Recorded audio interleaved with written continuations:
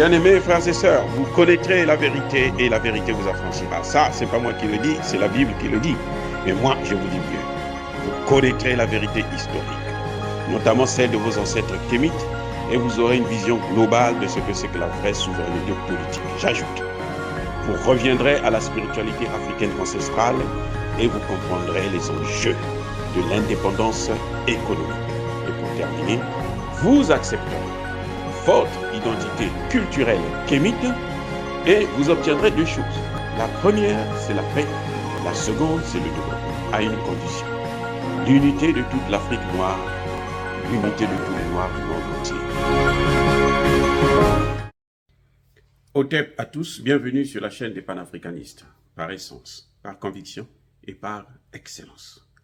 Celle des citoyens kémites par nécessité et obligation de combat. Nous sommes une chaîne qui n'est guidée que par nos ancêtres et rien que par les ancêtres qui appartiennent à l'égrégore du monde noir. Par conséquent, nous ne croyons en aucun Dieu venu de l'étranger. Toutefois, cette vidéo n'est aucunement destinée à inciter à la haine ou à la violence, car nous menons un combat qui est d'abord et avant tout spirituel, intellectuel et démocratique. Ensuite, il est politique, géopolitique et géostratégique contre l'impérialisme, le colonialisme, le néocolonialisme et l'endocoloniat, qui sont tous qualifiés de crimes contre l'humanité.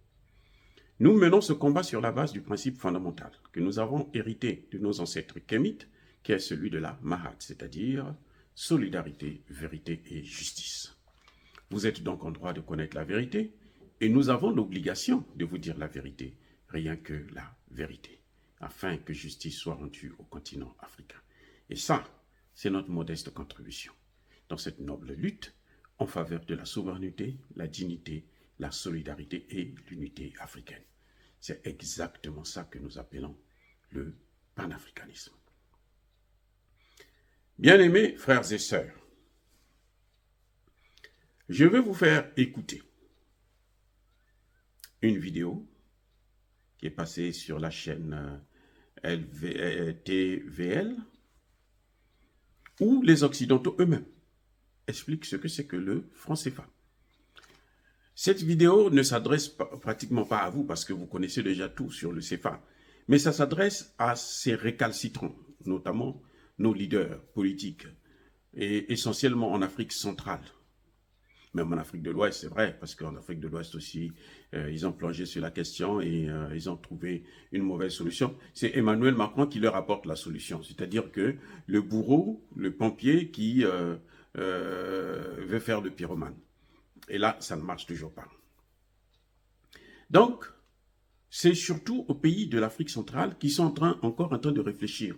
Ça fait plusieurs années que les pays de la CEMAC sont en train de réfléchir s'il faut sortir du franc CFA, si le franc CFA c'est bien, si le franc CFA c'est pas bien, et comment il faut faire, quelles sont les nouvelles procédures. Nous savons aujourd'hui que comment on l'appelait, la BEAC, le patron de la commission, le président de la commission de la CEMAC, dans son rapport, il a bien précisé qu'il faut qu'on sorte de la zone CFA et qu'on s'éloigne le plus loin possible de la France et des Européens. Qu'on ait une monnaie à nous qui n'aura pas des taux fixes, qui sera évaluée sur un panier de devises. Mais les chefs d'État africains de la zone Afrique centrale, de la CEMAC, continuent à réfléchir sur la solution. Cette fois-ci, ce n'est plus le groupe des experts. Ils ont demandé au ministre de l'économie et des finances de réfléchir. Et ils en auront encore pour 1 an à continuer à tergiverser sur une question qui peut être résolue en 3 jours. Je vous laisse écouter la vidéo et après, nous allons faire un petit commentaire rapide. Qu'on revienne sur le franc CFA. Comment expliquez-vous que les chiffres du franc CFA ne figurent pas dans les bilans publiés par la Banque de France? Je ne l'explique pas, en tout cas, si, il y a une explication peut-être. Il y a des chiffres qui figurent, qui ne sont pas les bons, parce qu'on ne fait figurer, par exemple, que ce qu'on considère comme visible, c'est-à-dire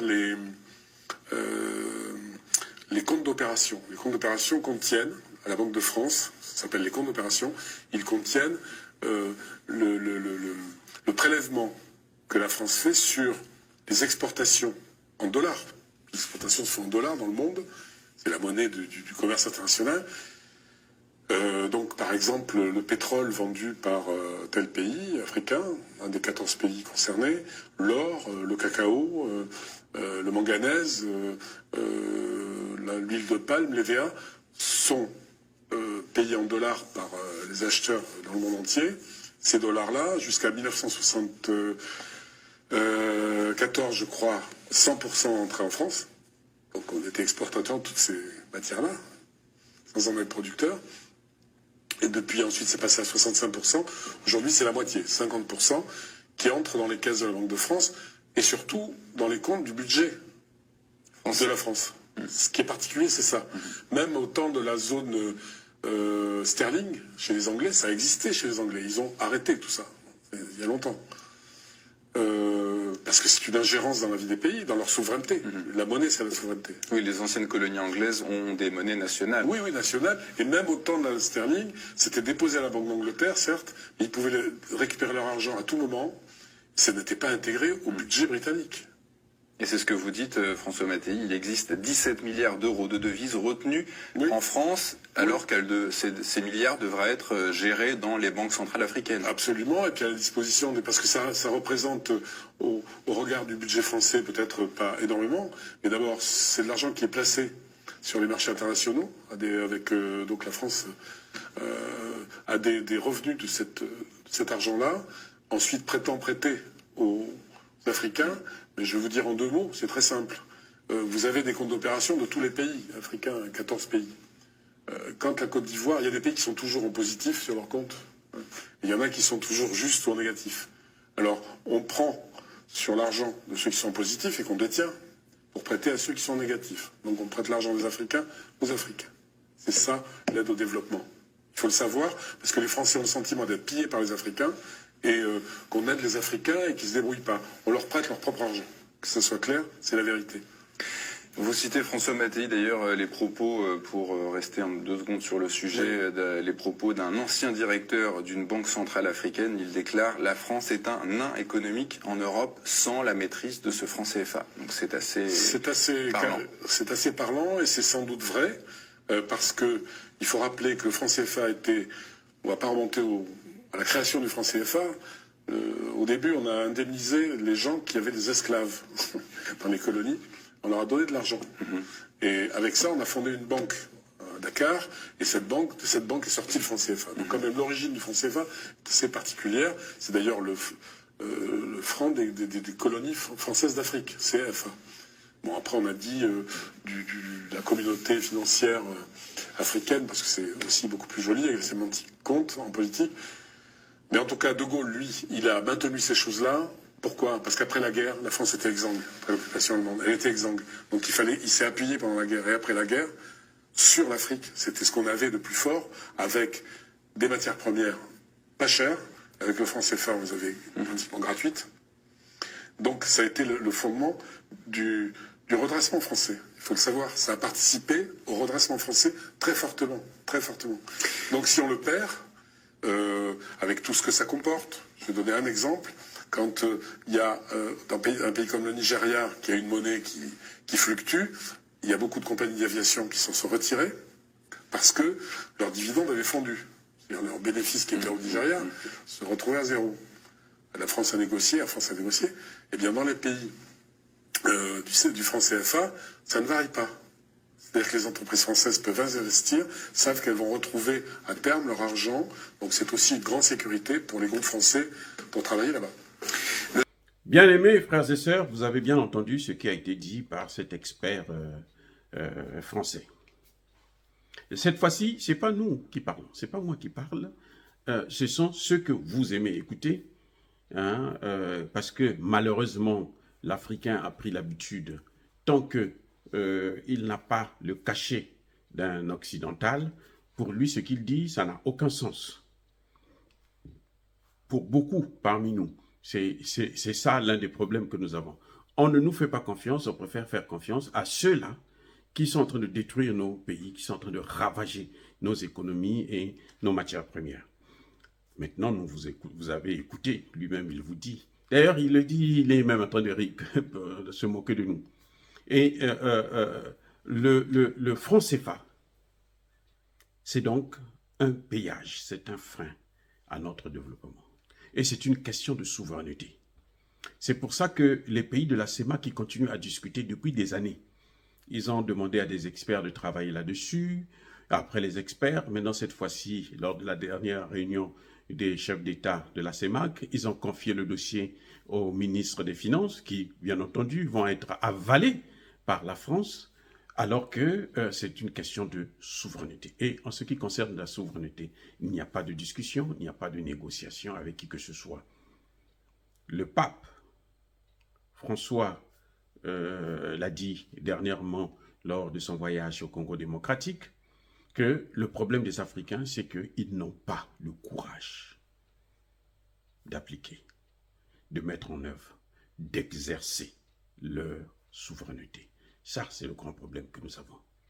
Il faut que les pays africains puissent apprendre à exercer leur souveraineté, notamment en ce qui concerne la monnaie. Emmanuel Macron n'est pas un dieu. Emmanuel Macron n'est pas le père, n'est pas un dirigeant africain. Vous avez vu l'escroquerie qu'il a faite au niveau de l'Afrique de l'Ouest avec l'ECO. Il a volé le nom, c'est ce qui ne se fait pas. Hein. C'est un plagiat. Il vole le nom que les Africains avaient prévu pour leur monnaie, qu'on appelait ECO, et il met son contenu. Et ça a carrément, complètement bloqué le processus de création d'une monnaie en Afrique de l'Ouest. Maintenant, on parle de 2027, quand Emmanuel Macron sera probablement même plus au pouvoir. Vous voyez, c'est ça qui est terrible chez nous les Africains. Emmanuel Macron l'a dit au perron de l'Élysée, avant son dernier voyage en Afrique. Il a précisé que si l'Afrique centrale veut changer de monnaie, c'est tout à fait leur droit. Mais ils doivent le faire en négociant avec les partenaires économiques. Il parle de quoi? Qu'est-ce qu'il veut dire par là? Il dit que l'Afrique centrale ne pourra pas changer de monnaie sans son avis à lui, Emmanuel Macron. Ce qui est faux.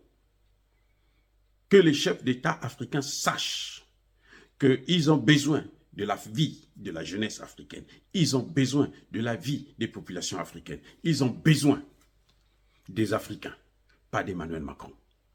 Nous nous en foutons éperdument d'Emmanuel Macron. C'est un nain géopolitique. C'est un nain, aujourd'hui même militaire. Il va vous influencer pour faire des coups d'État, pour intervenir dans nos pays, pour faire des guerres. On a vu, avec la guerre en Ukraine, comment la Russie a pu paralyser les pays européens, tous les pays de l'OTAN. Eh oui, y compris même les États-Unis. Ça se passe sous nos yeux. Et la Russie nous donne une alternative. La Chine nous donne une alternative. L'Iran même nous donne une alternative. Nous avons aujourd'hui les BRICS, nous avons aujourd'hui les Iraniens qui veulent créer une banque centrale en Afrique, et la Russie qui veut créer sa banque centrale en Afrique, les BRICS qui sont en train de créer déjà, puisqu'ils ont choisi en Afrique centrale, par exemple, Bangui qui va accueillir la banque centrale des BRICS. Donc, vous voyez, nous avons maintenant une alternative, que les chefs d'État africains, notamment de l'Afrique centrale, vous n'avez plus besoin d'hésiter, d'écouter le bruit. Hein. Le chien aboie, la caravane doit passer. Ce chien qui aboie là, c'est Emmanuel Macron. Il est en perte de vitesse. En tout cas, politiquement parlant. Il est en chute libre. Il est irrécupérable. Ah oui, la France est un empire qui est mort. Et que nous sommes en train de célébrer, faire les funérailles maintenant. C'est tout, il ne reste plus qu'à faire les funérailles. Ah oui, ils peuvent chanter comme ils veulent, mais non, c'est à nous de comprendre justement ces enjeux. C'est aux dirigeants africains, aux leaders africains de comprendre ces enjeux. afin d'exercer maintenant, de commencer à exercer leur souveraineté. Parce qu'ils ne peuvent pas continuer à brader la souveraineté d'un peuple. S'ils ne peuvent pas le faire, ils n'ont qu'à tous démissionner. C'est aussi simple que ça. Nous avons besoin des dirigeants courageux.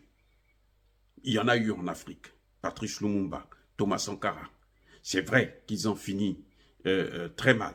Ils ont tous été assassinés par cette même France. Mais aujourd'hui, nous avons les moyens d'assurer la sécurité de nos leaders. Et les leaders qui le veulent, ils le peuvent aussi. Nous avons, je répète encore, une fois de plus, nous avons une alternative. Nous pouvons maintenant prendre des dispositions pour préserver notre souveraineté, parce que nous sommes en train d'aller vers la multipolarité. Et que ça ne peut plus nous obliger à rester avec un partenaire qui ne cesse de nous coloniser, de nous prendre pour ses esclaves.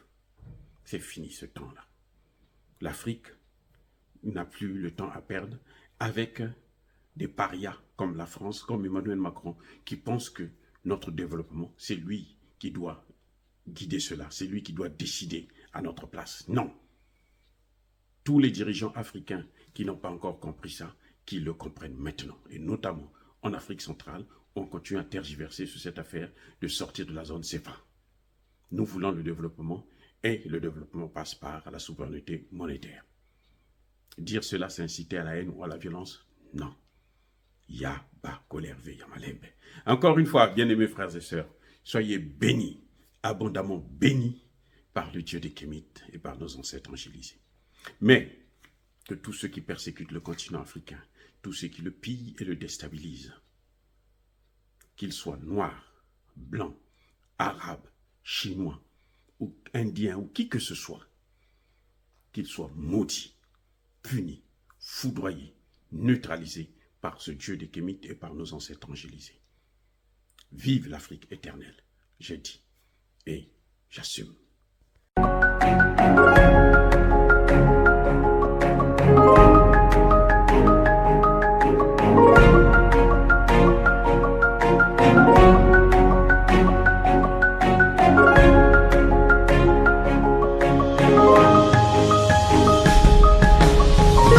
Eux, ils marchent par la foi et non par la vue. Mais moi, je vous conseille vivement de marcher par la connaissance scientifique et historique, notamment celle de nos ancêtres kémites, par les 5 sens et par l'intelligence. À vous, à Pierre.